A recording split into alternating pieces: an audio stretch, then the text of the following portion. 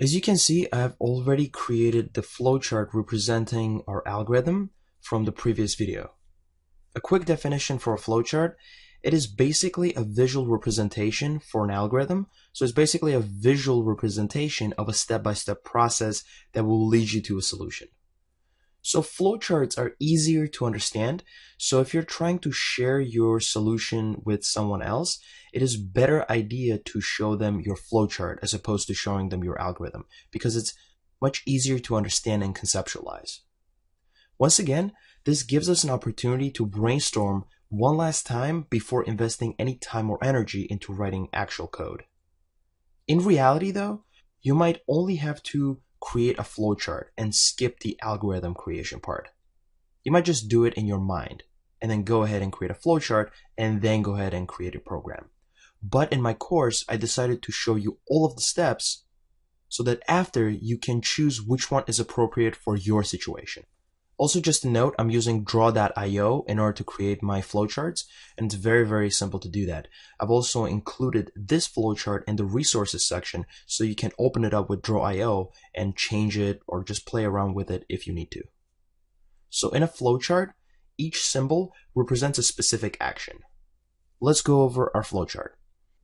So as you notice, it starts with this oval shape. It says start application, then all the way on the bottom it says exit application.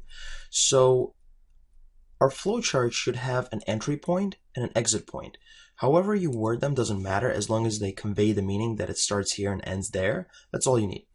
And then we have our parallelogram shape, which is our input and output. In here we're saying A, B, and operation. I could have done 3 separate inputs, but I decided to put all of them in one. And this is just our input, 2 numerical inputs and our operation. Then this is our decision shape. So this will take an input and make a decision based on that input. In this case, it says A is numeric. If it is numeric, then it'll go here.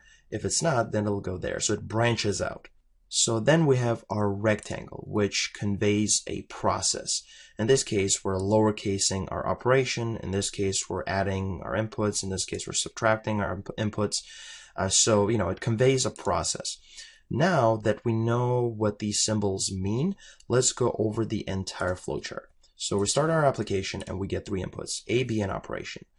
Then we make decisions based on those inputs. We say, is A numeric?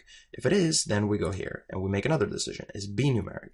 If it is, then we lowercase the operation. If any one of them is not numeric, then we will show a warning and then we will exit the application.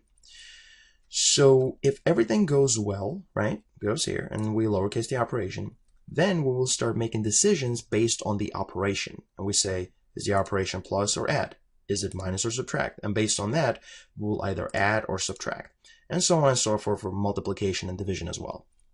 If we come here and we say, it's not plus, it's not minus, it's not multiply, it's not divide, and we just don't know what it is. And at that point, we should show a warning because we've agreed upon that in our acceptance criteria. If we can't recognize the operation, we just show a warning. And then what it's going to do is once again going to exit the application.